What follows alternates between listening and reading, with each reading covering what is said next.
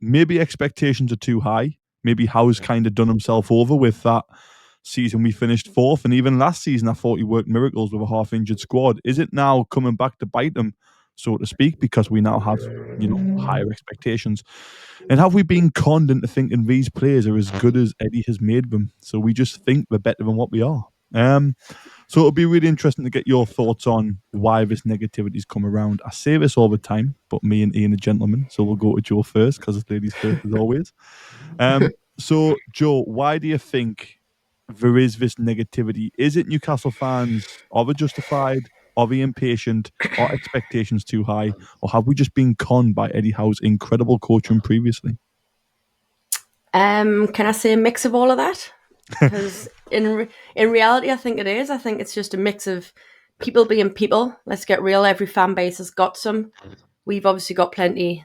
They all exist around the country, you know what I mean? So there's always going to be people ready to just pick a fault no matter what happens. You know the old saying, like, you can't please everyone. This is a massive kind of example of it.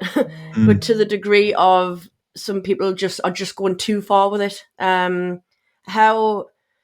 I don't know. Yes, all right. Going back to what you said at the start there, I think the season we finished fourth was just one of the greatest seasons ever. And I've been to a lot of games with my dad over the years. We're talking 30 plus years ago, the match together. And we agreed that season was probably the best. And that's saying a lot in 30 years of football, as an entire season of just what it gave us as a fan base and like the experiences we had.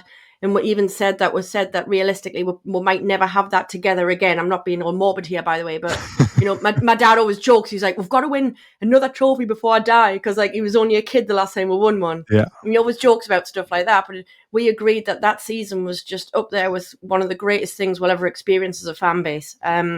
But we then in the summer talked about exactly what you've just said. Expectations are now going to be ridiculously high, more so amongst the people.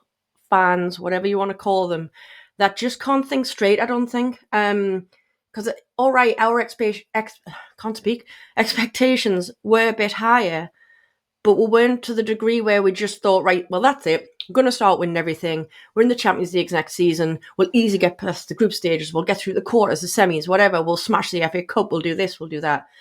You can have wild dreams, but you've got to be very realistic as well. And I think some people are taking their wild dreams as almost fact. And I think this is where it's getting a bit twisted and people are getting a bit stupid. Then all this weird negativity is pulling in. And then if I'm honest, it's caused this massive divide in the fan base as well. So this whole like we're united thing, and it makes us really quite sad because they pulled together of the whole, the takeover happened, we're all united, all this sort of thing. But I've never seen so much of a split in our fan base. And quite frankly, I find it quite sad. Would be my thing, I'll be honest.